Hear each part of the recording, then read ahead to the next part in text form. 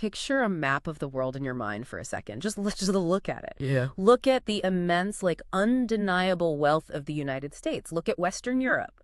Look at Japan. Right. The high income club. Exactly.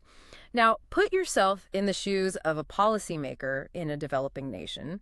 You look across this vast global wealth gap, and you ask yourself a very simple, very human question. How do we get there? Right. How do we build that kind of prosperity for our own people?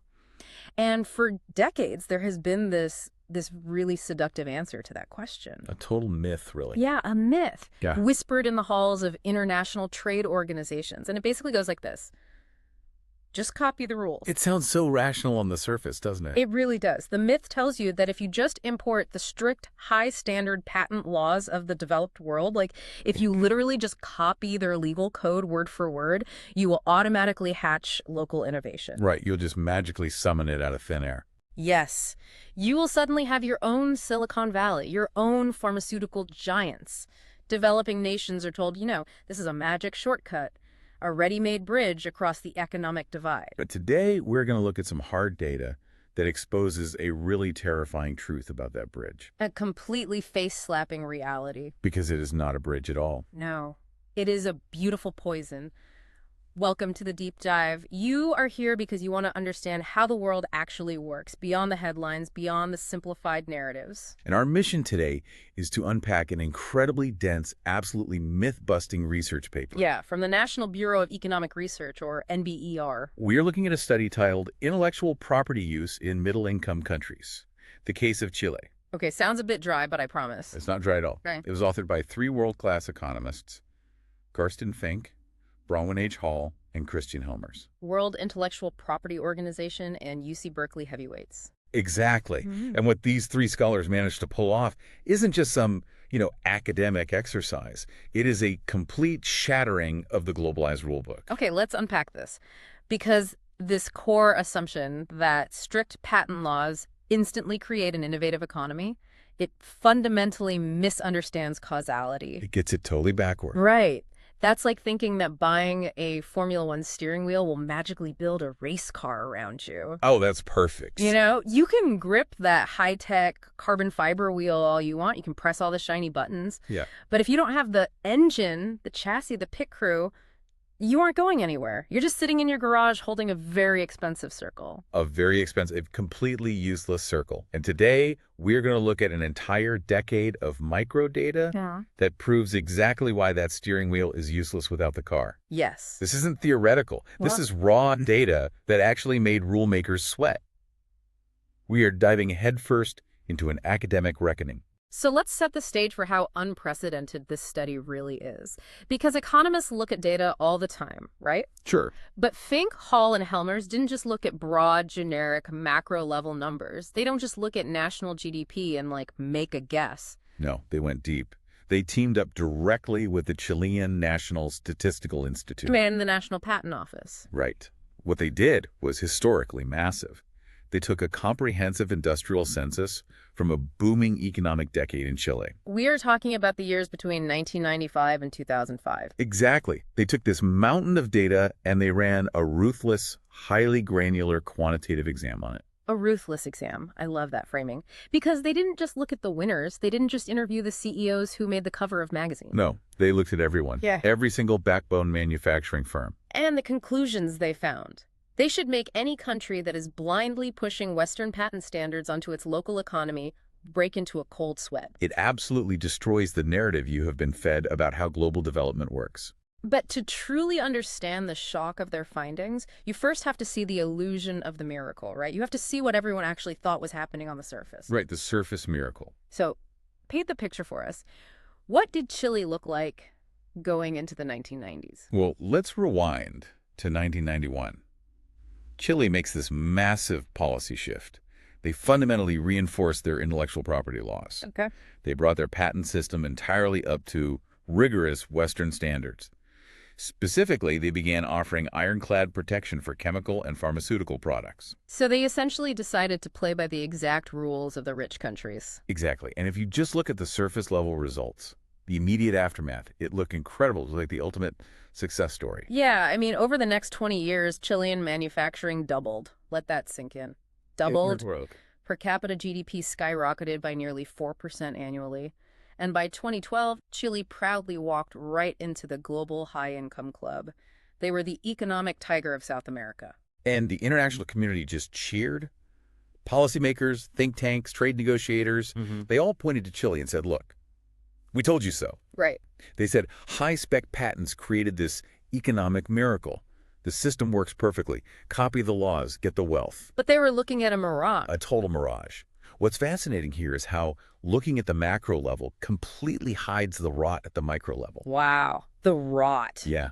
The prosperity was real, the factories were real, but the cause of that prosperity, the idea that it was driven by a sudden explosion of local, patent-driven innovation. That was the illusion. It was a complete illusion. The truth was the exact opposite of the narrative. Which brings us to the shocking fault line. This is the moment the researchers dug past the national GDP numbers and looked at the actual businesses. Yeah. To do this, the scholars took two massive siloed databases. Yeah. On one side, you have the National Industrial Census. Okay, so tracking what companies are making, how many people they employ, what their revenue is. Right.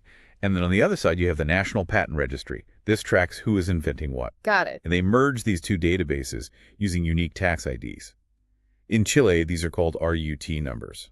I want to pause here because this methodology is crucial. This is why you can't argue with this study. They didn't use sample surveys. Yeah. They didn't rely on self-reported questionnaires where a CEO might, exaggerate their tech capabilities. They didn't guess based on company names, which can be messy. Right. They use hard, unforgeable tax IDs. They perfectly aligned 9,279 core manufacturing firms with the patent registry. 9,279 backbone businesses. These were the literal engines of the Chilean economy. The people making the goods, employing the citizens, driving that skyrocketing GDP. And the moment the data aligned, the moment they overlaid the manufacturing engine with the innovation registry, boom. A suffocating secret surfaced. out of all these thousands of booming businesses driving this economic miracle, almost none of them were actually inventing anything. The silence in the data was deafening. You had a booming manufacturing sector, but an absolute ghost town when it came to domestic intellectual property generation. Like a complete ghost town. Okay, I have to push back here. I have to put on my skeptic's hat. Because if I'm looking at this from a traditional economic perspective, I'm saying, wait a minute. Sure. You're telling me the laws did nothing for local innovation. But couldn't it be argued that those strict patent laws are exactly what attracted the foreign investment that doubled their manufacturing in the first place? Oh, that's the classic counter-argument. Right. Like, maybe the local firms didn't invent the tech, but the strict laws made foreign companies feel safe opening factories there.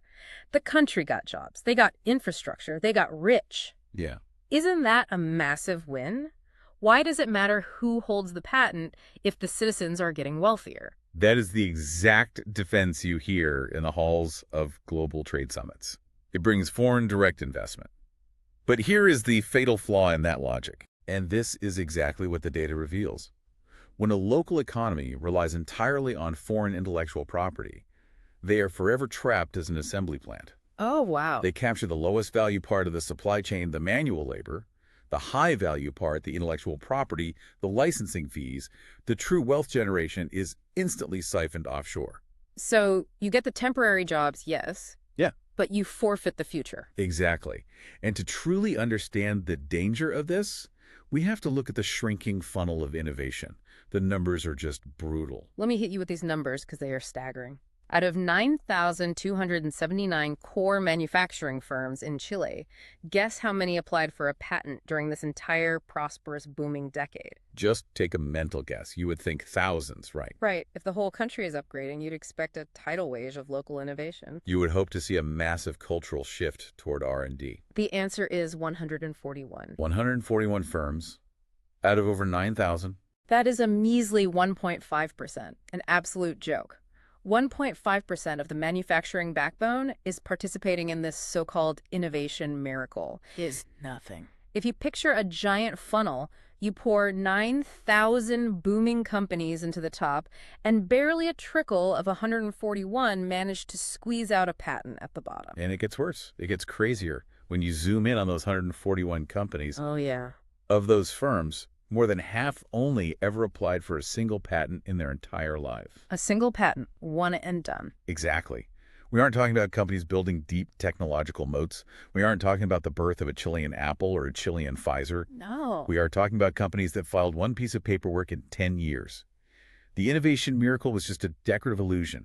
It was window dressing put up by a microscopic fraction of companies. So this begs an incredibly obvious, glaring question. We know for a fact that thousands of patents were being filed in Chile every year. The patent office wasn't empty. No, they were busy. They were stamping approvals left and right. So if the local Chilean firms weren't filing them, who was? Who was actually working the system? Welcome to the invisible extraction machine. The filers were foreign multinational giants. Over 90% of all patents filed in Chile during this period fell squarely into the pockets of foreign companies. 90%. Let that number really sink in for a moment. If you look at the physical landscape of Chile, foreign manufacturing firms made up only 2.7% of the total census. 2.7%. They were a tiny physical footprint. They barely existed in terms of total factory count. Yet, they swept away almost all the core patent rights in the entire country. This is a massive revelation. It completely upends the traditional economic narrative. We are told that bringing your laws up to Western standards creates a ladder for your local entrepreneurs to climb. Right. But they didn't build a ladder for the locals. They built a fortress for the foreigners. Precisely. If we connect this to the bigger picture, you see the why. High standard patent laws didn't help locals innovate because the locals didn't have the decades of accumulated capital and scientific infrastructure required to invent at a global standard. They didn't have the foundation. No. Instead, these laws became the Persic scythe. They became a completely legal, government-sanctioned weapon for foreign capital to clear out local competitors and harvest the profits. And nowhere is this more terrifying than in what the researchers call the patent desert. Oh, this part is wild. Let's look at the most tech-heavy, forward-looking sector on the planet, electronics and electrical equipment. If you look at the US, if you look at Europe or Japan, this sector is an absolute patent war zone. Companies fight tooth and nail over every microchip design, every circuit board, every battery efficiency tweak. Right. It is the absolute bleeding edge of the global economy. If you want to be a wealthy country in the 21st century, you have to compete here. So let's look at rapidly growing, highly praised economic miracle Chile. Yeah. The number of domestic patent applications in the electronics sector over this entire booming decade, zero. Exactly zero. Absolute silence. Zero. Not a single local firm filing a single electronics patent. This hits a raw nerve, because what does this actually mean in the real world? It means they were locked out. It means that under the glittering surface of this near-developed country, the domestic industry mastered zero cutting-edge technology. They were nothing but an assembly plant for global titans. They were just screwing together pieces designed and owned by someone else. Imagine a local factory. They import a complex processor from the US or Japan. They import a screen from South Korea. Right. The Chilean workers use their hands to assemble it. They box it up. And it gets sold. The local factory captures the tiny fraction of value associated with manual labor. While the foreign giant captures the massive premium of intellectual property. Exactly. They are essentially renting their own citizens' labor out, while the true wealth generation happens in an R&D lab 5,000 miles away. And because the local electronics firms have zero patents of their own, they have zero leverage, they can never negotiate, they can never transition from being a low-margin assembler to a high-margin creator. The rules lock them out. Yeah. Okay, but someone listening might say, well, electronics is incredibly hard. It requires massive silicon fabrication plants. Maybe Chile just wasn't equipped for that. Fair point. So let's pivot to a sector where Chile actually had a massive, historically strong foundation. Let's talk about the life and death of generic drugs. This is where the economic data turns into a very real human cost.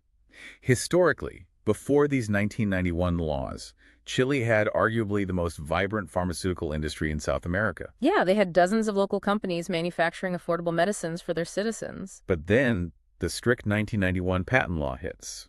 The new gold standard Western rules. I want to walk through a hypothetical scenario to make this concrete. Let's do it. Imagine you are a factory owner outside Santiago in 1990. You've built a solid business making cheap generic pain medicine. Your factory is humming. You employ 200 people. The medicine is affordable for local hospitals. Okay. Then the law changes. What actually happens to you? What happens is that overnight, the rules of the game change from manufacturing to legal warfare. After 1991, Foreign pharmaceutical giants sweep in. They look at the new laws and they immediately patent every new molecule, every new chemical process. But you, the local factory owner, you don't have an R&D lab. You don't have $1 billion to invent a new molecule. Exactly. The local generic drug makers had zero deep R&D capabilities, so they were instantly choked by the new laws. If a foreign giant patents a process and you try to use it to make your generic drug, you don't just get a slap on the wrist. No, you get destroyed. You get an army of foreign lawyers issuing cease and desist orders, your supply chains dry up, you face massive legal penalties, you are entirely locked out of the future of medicine. You can only produce old, off-patent drugs, while the foreign giants monopolize all the new, effective treatments. Here's where it gets really interesting, though. If they had no patents, and the foreign giants held literally all the cards, how didn't they all go bankrupt? That is the million-dollar question. Right. I mean, looking at the data, the local pharmaceutical industry didn't completely vanish. How did these local drug companies survive in the cracks of this monopoly? They survived by abandoning the game they couldn't win and pivoting to an underestimated lifesaver: trademarks. While local patents completely died out, something bizarre was happening in the data. The researchers noticed that 2,502 manufacturing firms were frantically applying for trademarks. Look at the sheer contrast in those numbers. Okay. 141 firms filing for patents, 2,502 firms filing for trademarks. That's 27% of the entire industrial census. In brutal, real-world business warfare, trademarks are 20 times more popular than patents. This wasn't a statistical accident. No. This was the secret survival wisdom of a middle-income country playing a rigged game. It was a brilliantly rational choice. Let's look at what we can call the low-cost defense strategy. Why trademarks? To understand this, you have to look at the mechanics and specifically the costs involved. Right. First, look at a patent. A patent demands global novelty. Yeah, to get a patent, the idea must be literally never seen before on Earth. Exactly. You have to prove to the patent office that you are the first human being to ever invent this specific mechanism or chemical compound. To prove that, you need highly specialized patent attorneys to do global searches. You need translators. It's incredibly expensive. The application costs alone hit roughly $1,100 in Chile at the time. And that is just the entry ticket. That doesn't count the massive legal fees required to actually defend that patent in court if a foreign giant decides to infringe on it. It's a rich man's game. But a trademark. A trademark operates on a completely different logic. A trademark doesn't need to be a global scientific breakthrough. It doesn't need to be globally novel. It just needs to be distinctive in your local market. Right. Like, does anyone else in Santiago use this specific blue logo for their soap? Exactly. If the answer is no, you get the trademark, and it costs just $300. This is a masterclass in strategy. It is what military strategists might call a dimensional strike. The local Chilean firms knew the truth. They knew they could never fight the Pfizers and the Apples of the world on the bleeding edge of global tech. They didn't have the billion-dollar labs. They didn't have the capital. So they didn't even try. They pivoted to a different dimension of warfare. They used cheap trademarks to build massive local brand awareness. By building a trusted brand, they fundamentally lowered consumer search costs. They erected a psychological and protective wall around their home turf. They basically looked at the situation and said, okay, we can't invent the new groundbreaking drug. The foreign giant holds the patent on that. But we can make sure the Chilean consumer trusts our brand of the generic off-patent drug more than anyone else's. Exactly. It's brand loyalty acting as a shield against technological superiority. Imagine a consumer walking into a pharmacy. They see a foreign drug they've never heard of, and they see a local Chilean brand their family has used for 20 years. The trademark guarantees the local brand's identity. The consumer chooses trust over novelty.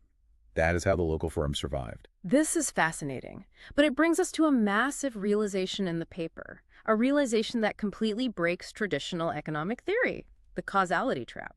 This is perhaps the most profound finding in the entire study. Traditional economics feeds you a very simple, very intuitive logic. It says, firms use intellectual property, therefore they experience explosive growth. You patent a new idea, you corner the market, you grow. Cause and effect. It is taught in literally every business school in the world.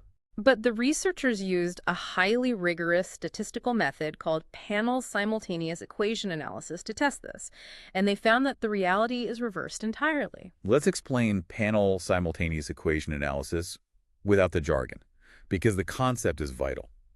When you look at data, it's easy to see two things happening at once and assume one causes the other. Right. For example, you see a guy wearing an XXL shirt, and you see he has massive muscles. The naive assumption is buying an XXL shirt makes your muscles grow. Which is ridiculous, obviously. Simultaneous equation analysis allows economists to look at a timeline of events and isolate exactly which event triggered the other. Did the shirt cause the muscles, or did the muscles cause the shirt? Right. When they applied this to the Chilean firms, they found that the firms expanded their scale first. They grew their revenue first, they increased their exports first, and only after they got huge were they forced to apply for patents or trademarks. The traditional narrative is entirely backwards. Intellectual property use is the result of growth. It is not the cause. You don't buy the IP to get big. You pay a tax to the IP rules once you get big enough to be noticed. Exactly. Once you expand your local factory and start exporting your generic drug to Argentina or Brazil, suddenly you are a target. Suddenly, a foreign competitor might try to steal your logo or sue you, so you defensively buy a trademark. It is a protective tax on scale. It is not an engine of growth. And the researchers prove this definitively with something called the zero-gain curse on productivity. Oh, this part will send chills down the spine of any developing nation relying on IP laws for growth. The researchers tracked the microdata year by year. They watched a Chilean firm grow. And then finally, that firm crosses the threshold and files its very first patent or trademark. According to the traditional theory, you would expect a spike, right? A surge in efficiency. The moment they get that IP protection, they should dominate the market and their productivity should go through the roof. But what actually happened in the data? Nothing. Their total factor productivity did not improve at all. Okay, hold on. For those who don't spend their weekends reading economic journals, what exactly is total factor productivity? Right. Are we just talking about a factory making more widgets per hour? It's deeper than that. Total factor productivity, or TFP, is the ultimate measure of true innovation in an economy. If you want to make more widgets, you can just hire more workers or buy more machines. That's just throwing more ingredients into the pot. Right. But TFP measures how smartly you combine those ingredients. It measures efficiency, technological advancement, and managerial brilliance. It's the X factor of growth. So if a patent truly represents a technological breakthrough, getting a patent should make your TFP skyrocket, because you've just invented a smarter way to work. Precisely. But the data showed that after filing their first patent or trademark, their growth trajectory did not bend upwards. The line stayed completely flat. Their TFP was zero gain. It is a sobering reality. Stepping through the gates of IP ownership does not magically transform your business.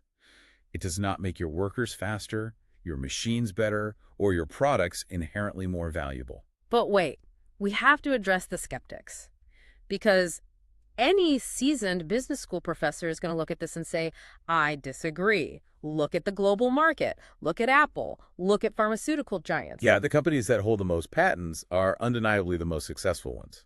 Therefore, patents cause success. Yes, the classic survivor bias argument. Good companies patent, therefore patenting makes you a good company.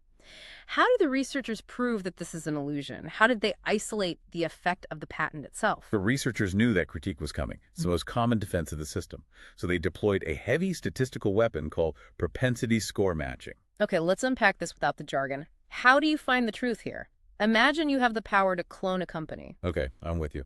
You reach into the Chilean industrial census, and you find two completely identical firms. They make the exact same product. They have the exact same past growth rate, the exact same number of employees, the exact same revenue. They are perfect twins. They are statistical clones up to a specific pivotal moment in time. Right. Then one twin files a patent, the other twin does not. Now we sit back and we watch them race for the next 5 years. We track their output, their hiring, their efficiency. When you do this, when you use propensity score matching to match these companies one-to-one without any survivor bias, the brutal result becomes mathematically undeniable. Lay it on us. The statistical effect of applying for a patent or trademark on output, employment, and productivity was exactly zero. Zero. No advantage whatsoever. The twin with the patent didn't run any faster. The twin without the patent didn't fall behind. It completely demolishes the idea that the intellectual property itself is the catalyst for success in a developing environment. The IP is just a symptom of a company that is already doing well. Which leads us directly into what we can call the decorative certificate illusion. We touched on this briefly when we talked about the 141 firms, but we really need to hammer it home because it explains why the patent didn't help the twin run faster. Think about what a patent represents in a wealthy nation.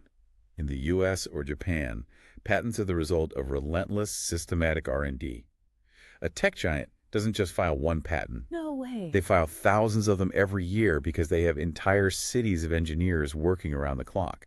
They build a patent thicket, a dense, overlapping web of protections that makes it impossible for competitors to enter the space. It's an impenetrable fortress. But in Chile, the vast majority of local patent filers did it once in a decade, one and done.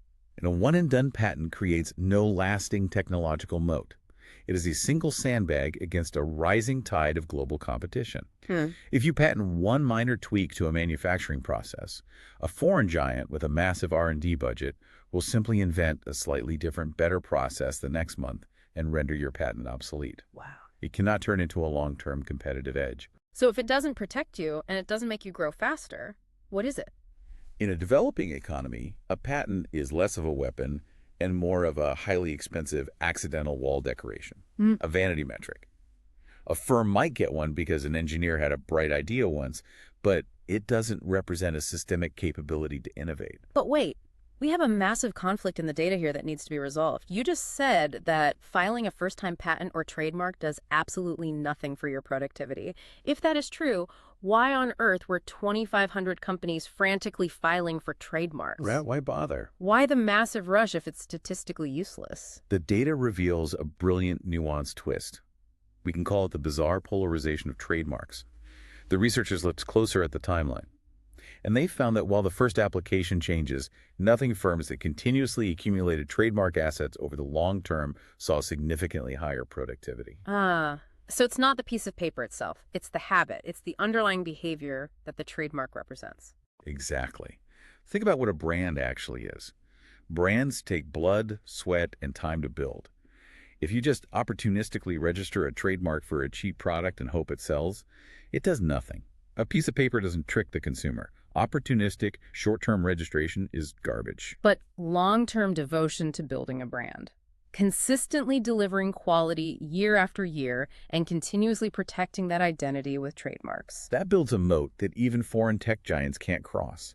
If a local Chilean consumer trusts a specific local brand of soap or generic medicine because their mother used it and their grandmother used it, a foreign company cannot simply walk in and steal that trust, no matter how many patents they hold. It's the rational choice for survival. Dodging patents and hugging trademarks is actually the smartest, most logical thing a middle-income country's businesses can do. It is a hyper-rational defense mechanism. Think about the reality of their situation. You are a local business facing the absolute technological superiority of massive multinational corporations. You cannot beat them in the lab. You will lose that war every single time. But trademarks allow for local brand premiums. You don't need to be on the bleeding edge of global science to survive and thrive. You just need your local consumers to trust you more than they trust the faceless foreign giant. Trademarks, not patents, are the true bedrock of survival here. They allow local companies to capture value through trust and local market knowledge rather than through technological novelty. It is a completely different paradigm of business. So let's zoom out. What does this all mean for the global rules? Because this isn't just about Chile. This is about every developing nation on Earth.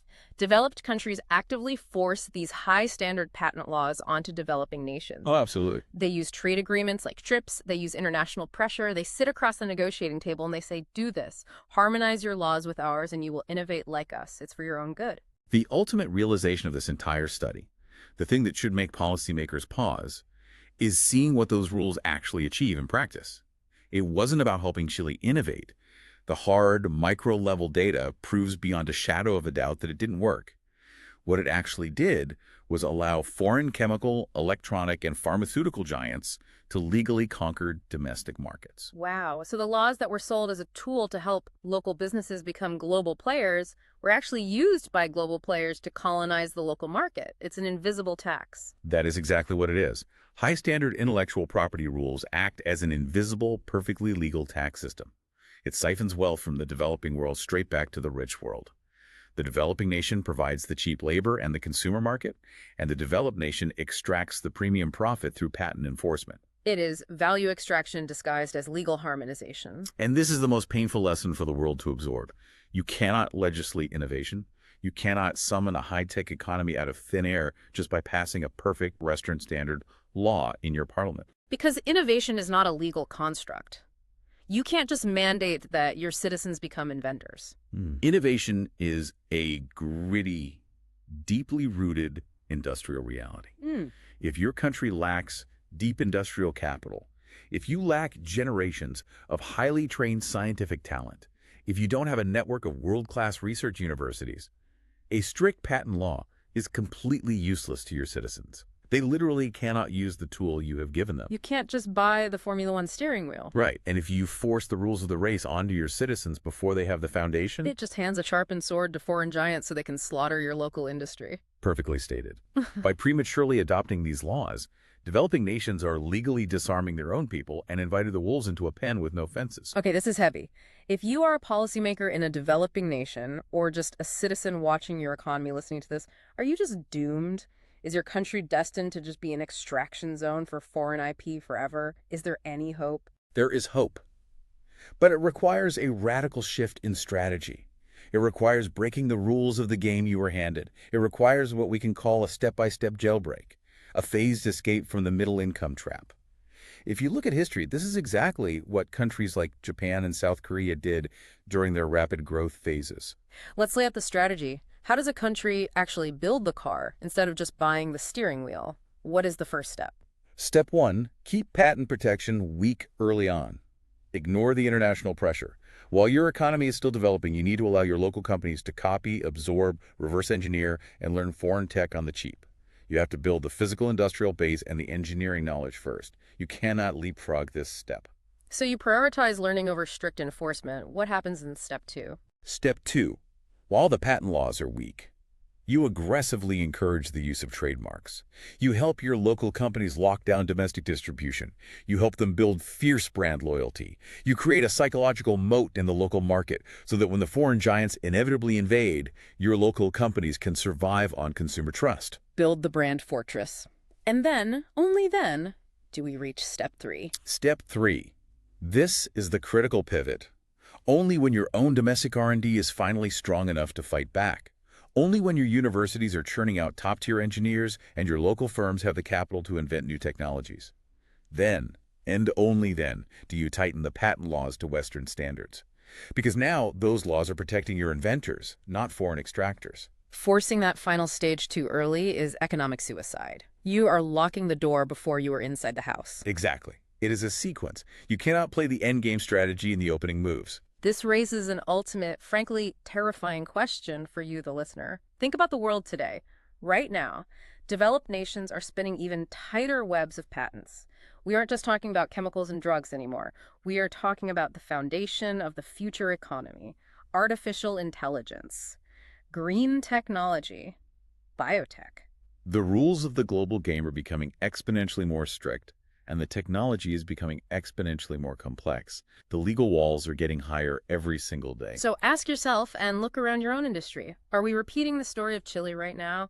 Are developing nations today blindly accepting these new, ultra-strict rules of the game in AI and green tech, believing it guarantees them a ticket to the high-income table? Are they buying the steering wheel again, hoping it will build a quantum computer? If beneath the surface a shiny economic growth, our core industries are still just assembly plants for foreign titans, if we are just providing the data and the raw materials while others hold the patents, is the promise of the future just an illusion we can see but never actually touch? That is the real danger. The illusion of progress, masking the reality of extraction.